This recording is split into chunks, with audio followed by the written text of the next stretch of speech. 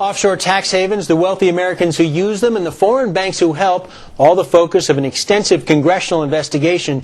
Today, the results of that investigation were revealed at a Senate hearing on the Hill that left lawmakers calling for changes. Bloomberg's Lindsay Aaron joins me now here on the set with the details. Lindsay, you followed this hearing today.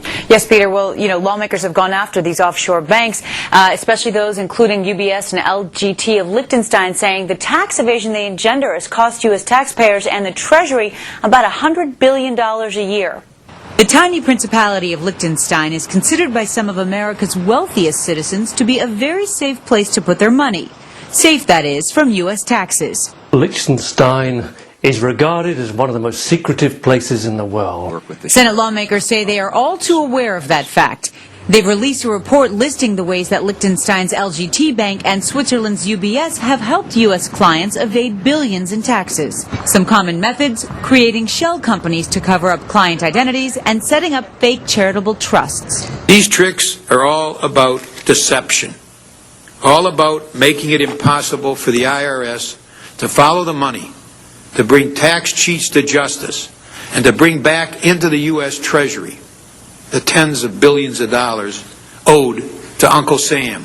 The report says LGT and UBS pursued wealthy U.S. clients by marketing tax havens and offering secret offshore accounts and financial services that allowed them to avoid disclosure to U.S. authorities. This involves thousands of taxpayers and billions of dollars. The report says UBS alone has an estimated 19,000 so-called undeclared accounts for U.S. citizens with $18 billion in assets that have been kept secret from the IRS. LGT didn't show up to face the panel, but UBS CFO Mark Branson did, and in a surprise move, he apologized for any misconduct his bank may have engaged in. He also announced UBS would no longer provide any offshore banking services to U.S. customers.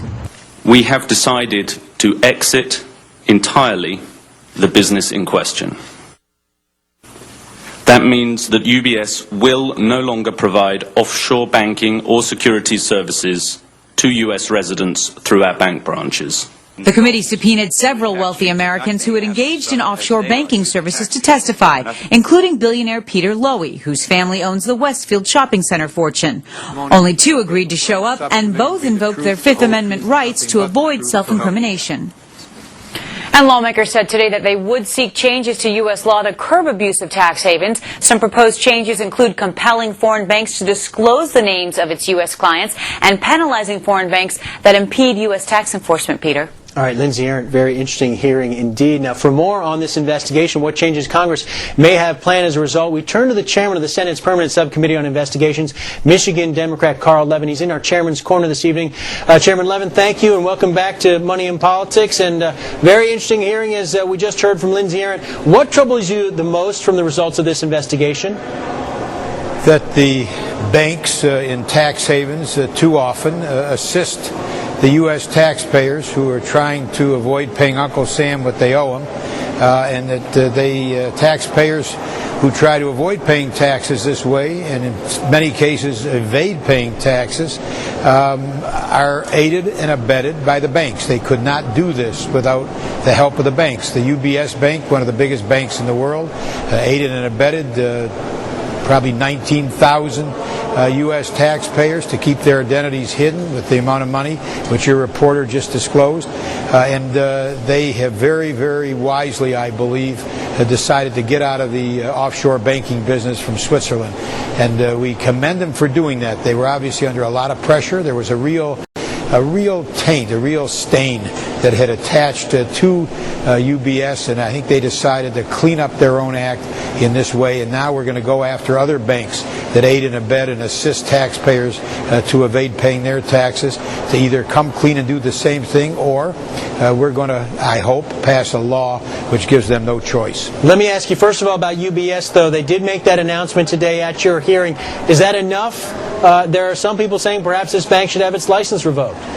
No, I always felt that if they clean up their act, that they obviously should be able to continue doing business here, conditioned on their making the kind of reforms, not just that they promised, but now today that they, in quite a surprise move, announced. Boy, if today's hearing proved anything, it's the power of congressional oversight. UBS did clearly change not just their policy, but their business as a result of this, and I give them some credit for doing that. But LGT, of course, didn't show up. LGT and many other banks will continue these abuses, these cover-ups, these hiding of American taxpayers' money in their banks that should be disclosed to IRS under agreements with those banks, but through various tricks have been not disclosed. Senator, is the crime here on the part of Americans who fail to disclose this income, or is the illegal activity, if it is illegal indeed, on the part of the banks? Are they simply doing something that is inappropriate? Is there actually a crime being committed? Well, in some cases there have been crimes, and recently a plea of guilty to conspiracy to defraud Uncle Sam and the Treasury of tax revenue. Plea of guilty was entered, as a matter of fact, recently. There are crimes in some cases. In other cases, there is clear evasion by foreign banks in these secrecy tax havens of the obligations which they have undertaken. Just the one example which we focused on today was a commitment which had been made by UBS to America that they would disclose the names of American taxpayers that had American securities in their bank accounts with UBS. So then UBS helped those American taxpayers evade the UBS commitment. And the way they did it was to create phony companies and corporations in other havens so that the deposits appeared to be in the name of these shell corporations overseas rather than in the names of the real owners who were the American taxpayers. So they aided and abetted these American taxpayer clients of theirs to avoid and evade their own commitment that these banks had made to the IRS. You've been following this issue for a long time in Congress. Are you optimistic that this report is going to finally result in legislation to tighten the laws in this area? Well, I'll tell you, if any hearing could do it, it would be today's hearing. We have people taking the Fifth Amendment. We have people testifying, apologizing. One of the biggest banks in the world, UBS, apologizing for what its failures had been, for the mistakes that had been made, and saying they're going to clean up their act and they're going to go out of this offshore tax business from Switzerland. They're not any longer going to handle these accounts for clients from the United States in their Swiss bank, and that's a good move. So I think there is so much dirt here. There's so much evasion. There's so much secrecy. There's so much deception that the record is clear that legislation is absolutely needed. Senator Levin, if we could, we're going to ask you to sit tight. Hope to ask you a little bit more about your other responsibilities in the Senate, the Armed Services Committee as well. Back with Senator Levin after this short break here on Money and Politics.